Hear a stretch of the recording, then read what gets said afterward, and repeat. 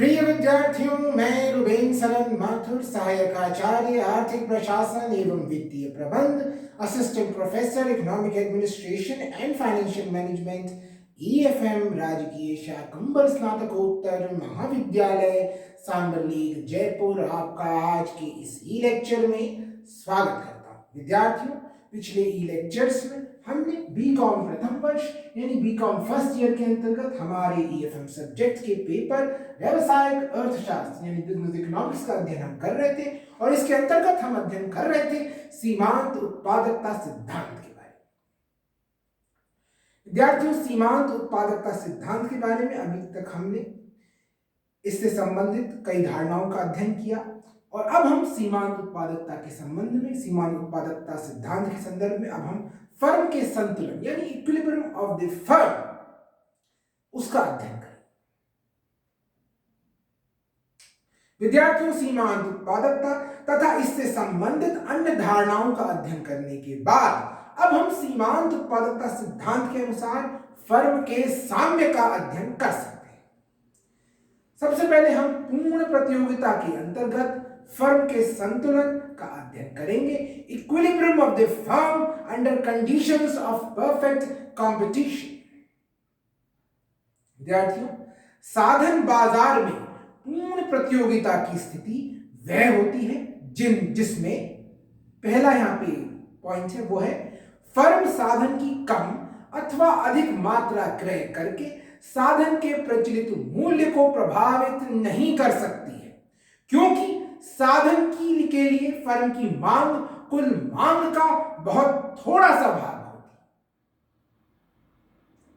है। An individual producer cannot affect the price of the factor by increasing or decreasing the quantity of purchase of the factor because the firm's demand for the factor is a very small part of the total demand।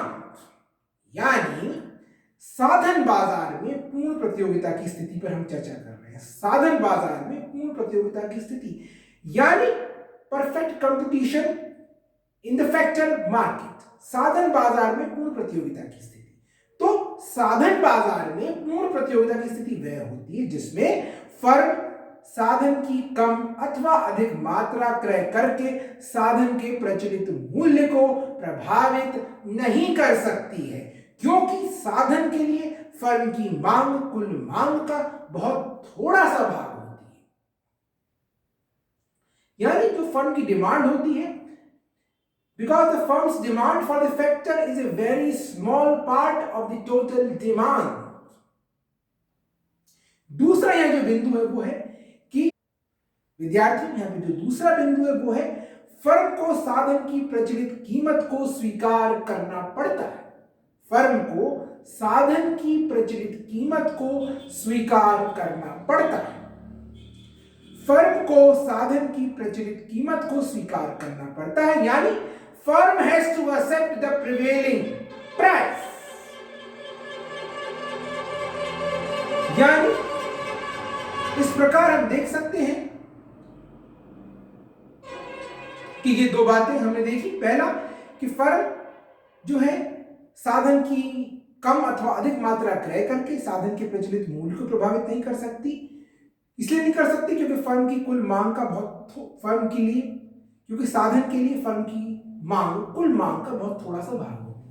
और दूसरा हमने बिंदु देखा कि firm को साधन की प्रचलित कीमत को स्वीकार करना पड़ता है पूर्ण प्रतियोगिता में। अब इसी तरह पूर्ण प्रतियोगिता की स्थिति में किसी साधन का स्वामी, यानी पूर्ण प्रतियोगिता की स्थिति में ओनर ऑफ ए फैक्टर,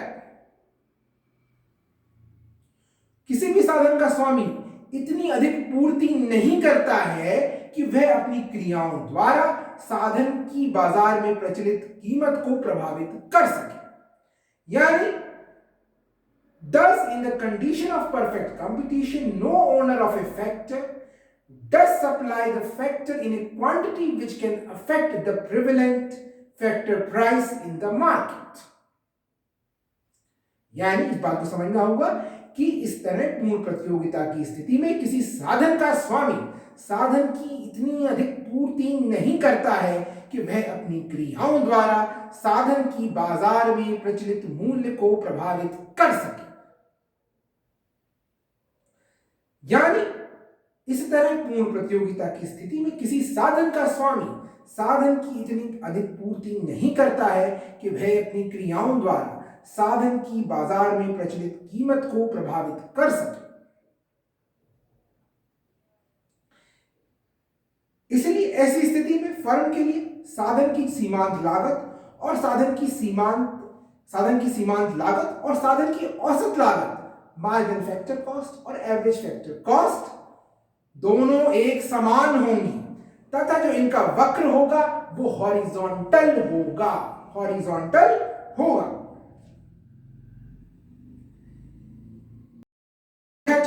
इस रेखा चित्र में हम देख सकते हैं कि WW वक्र इसी तरह साधन का सीमांत लागत और औसत लागत को प्रदर्शित करने वाला वक्र है। WW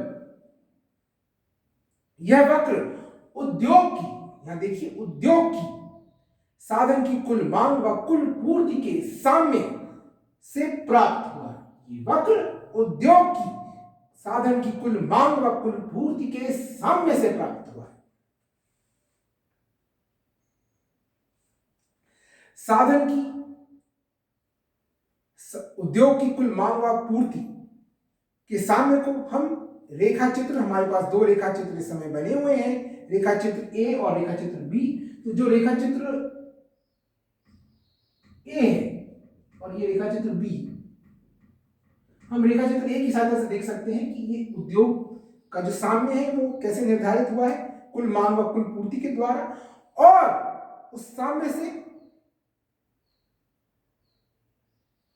साधन का सीमांत लागत एवं औसत लागत वक्र प्रदर्शित करने वाला WW वक्र ये प्राप्त हो। यानी विद्यार्थियों, फर्म के लिए, अब हम इसको अगर हम अंग्रेजी में समझना चाहें तो हम ये कह सकते हैं कि WW curve is the W जो कर्व हमारा WW कर्व है is the marginal cost curve.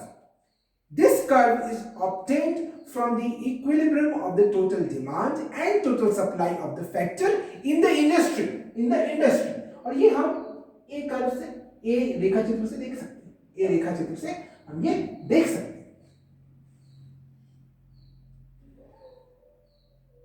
The equilibrium of the total demand and supply of the industry can be seen in the, इस रेखा चित्र में हम देख सकते हैं। विद्यार्थियों, फर्म के लिए साधन की सीमांत आगम उत्पादकता रेखा, फर्म के लिए साधन की सीमांत आगम उत्पादकता रेखा, फर्म के लिए साधन की सीमांत आगम उत्पादकता रेखा साधन की मांग वक्र का कार्य करती है। यानी फर्म के लिए marginal revenue productivity curve demand curve का कार्य करता है, क्योंकि साधन की कीमत अथवा पुरस्कार दिया हुआ होने पर फर्म साधन की मांग उसकी सीमांत उत्पादकता, उसकी सीमांत आगम उत्पादकता के अनुसार करती है।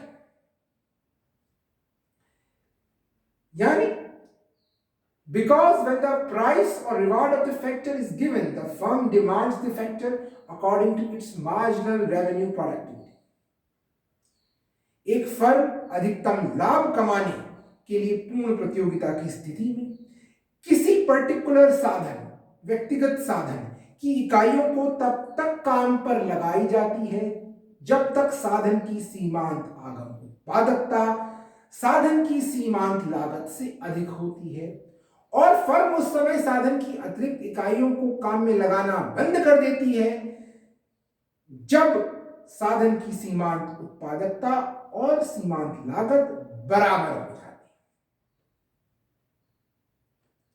है। इस स्थिति में फर्म संतुलन की अवस्था में होती है। In order to earn maximum profit under conditions of perfect competition, a firm will be employing the units of a particular factor till its its marginal revenue productivity is more than its marginal costs, and it stops to use the extra units of the factor when the marginal revenue productivity becomes equal to the marginal cost.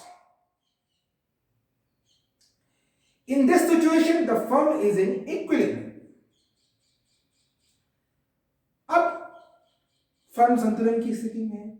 यदि firm संतुलन की स्थिति से अधिक साधन की इकाइयों का प्रयोग करेगी, if the firm puts up extra units of the factor, the firm will have to pay more than the increase in its total revenue by employing that extra unit.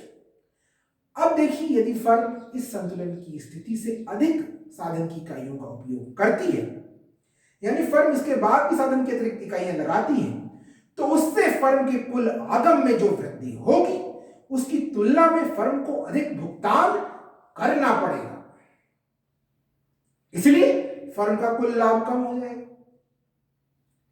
Therefore, the total profit of the firm will decrease. इसलिए firm उससे अधिक इकाइयों का उपयोग, संतुलन की स्थिति से अधिक इकाइयों का उपयोग, साधन की उससे अधिक साधन की इकाइयों का उपयोग नहीं करेगी.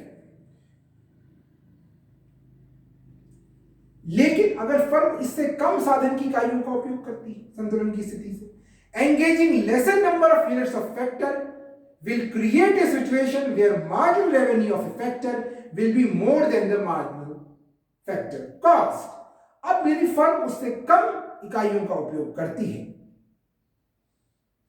इस संतुलन बिंदु से साधन की कम इकाइयां लगाना भी फर्म के लिए अच्छा नहीं होगा, क्योंकि फर्म को साधन की अतिरिक्त इकाइयां लगाने पर सीमा, ऐसी स्थिति में क्या होगा, engaging lesser number of units of factor will create a situation, ये इससे क्या होगा कि ऐसी स्थिति होगी कि मार्जिनल रेवेन्यू ऑफ ए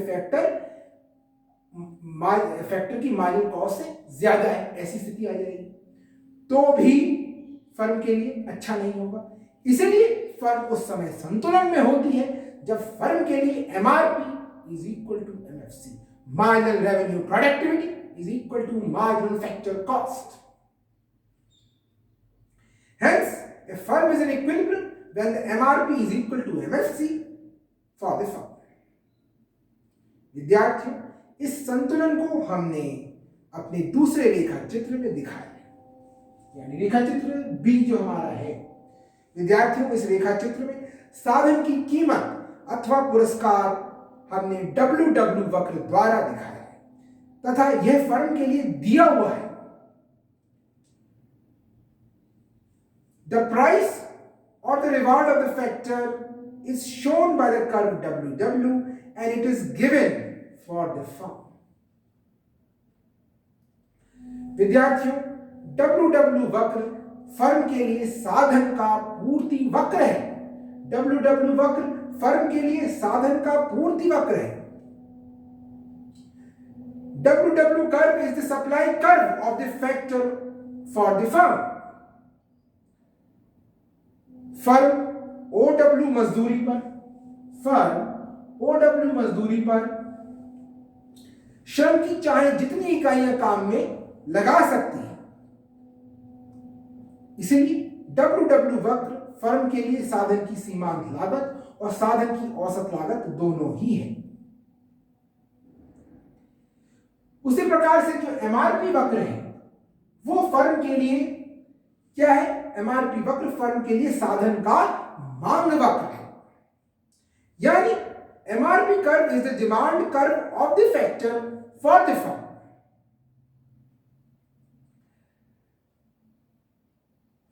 यहां यह भी बात ध्यान रखने योग्य है जो हमने पहले भी पिछले लेक्चर्स में देखा था कि परफेक्ट कंपटीशन में, यानी पूर्ण प्रतियोगिता की स्थिति में, मार्जिनल रेवेन्यू प्रोडक्टिविटी, यानी पूर्ण प्रतियोगिता की स्थिति में सीमांत आगम उत्पादकता और सीमांत भौतिक उत्पादकता का मुद्रा में मूल्य, यानी value of marginal physical productivity, यानी वीएमपी और एमआरपी दोनों बराबर होते हैं. अब फर्म कब इक्विलिब्रियम पे है, जब MRP is equal to MFC. इस रेखा चित्र में हम देख सकते हैं कि MRP is equal to MFC। अब MRP वक्र, WW वक्र या MFC वक्र को दो जगह से काटता है, बिंदु T पर तथा बिंदु E पर। अब ध्यान देने वाली बात है कि यह संतुलन की स्थिति कहां होगी, बिंदु E पर या बिंदु T पर। विद्यार्थियों, बिंदु T पर भी MRP वक्र MFC वक्र को काटता है, परंतु यह फर्म का संतुलन बिंदु नहीं है, क्योंकि इस बिंदु के बाद MRP बढ़ता हुआ है, जबकि साधन लागत स्थिर है। अतः श्रम की अधिक इकाइयां, यहां पे हम श्रम को लेकर चल रहे हैं, श्रम की अधिक इकाइयों को लगाने पर फर्म का लाभ बढ़ सकता है। इसलिए फर्म का संतुलन T बिंदु पर न होकर E बिंदु पर होगा, जहां गिरता हुआ MRP वक्र MFC वक्र को ऊपर से काटता है। विद्यार्थियों,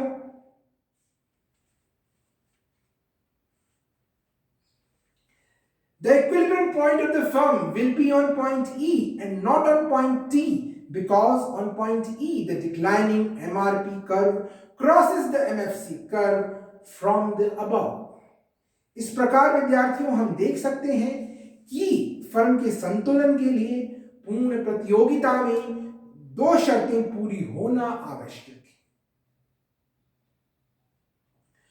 कि पहली कंडीशन तो क्या है कि MRP is equal to MFC, marginal revenue productivity marginal factor cost के बराबर। पहली condition MRP is equal to MFC, और दूसरी कंडीशन MRP MFC को ऊपर से काटना चाहिए। तो पहली कंडीशन क्या होनी चाहिए पूर्ण प्रतियोगिता में संतुलन के लिए कि MRP is equal to MFC, और दूसरा MRP MFC को ऊपर से काटना चाहिए। विद्यार्थियों, MRP curve crosses the MFC curve on point T also, but this is not the point of equilibrium of the firm, because the MRP is increasing after this point, while the जो factor cost है, हमारी factor cost है, factor price है, वो constant है। जो हमारी factor cost है वो कांस्टेंट है। Therefore, by engaging of more units of the labor, firm can increase its profit. Therefore, the equilibrium point of the firm will be on point E and not on point T, because on point E the declining MRP curve crosses the MFC curve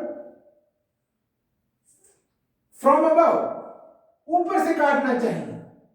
तो हमारी दो condition क्या हो गई कि पहला MRP MFC के बराबर हो, और दूसरा MRP MFC को ऊपर से काटना चाहिए।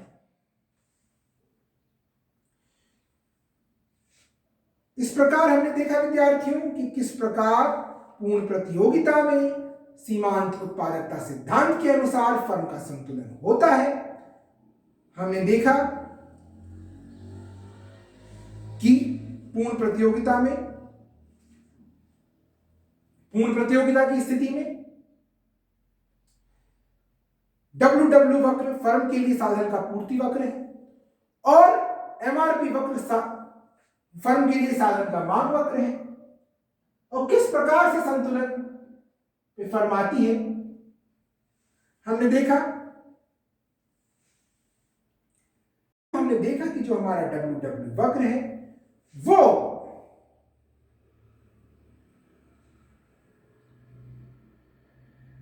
उद्योग की साधन की कुल मांग व कुल पूर्ति के साम्य से प्राप्त हुआ है,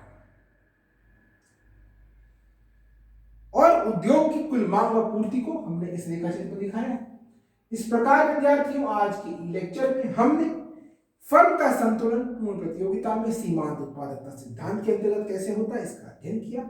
आज की लेक्चर में इतना ही। आगे की लेक्चर्स में हम आगे का अध्ययन करेंगे। बहुत बहुत धन्यवाद।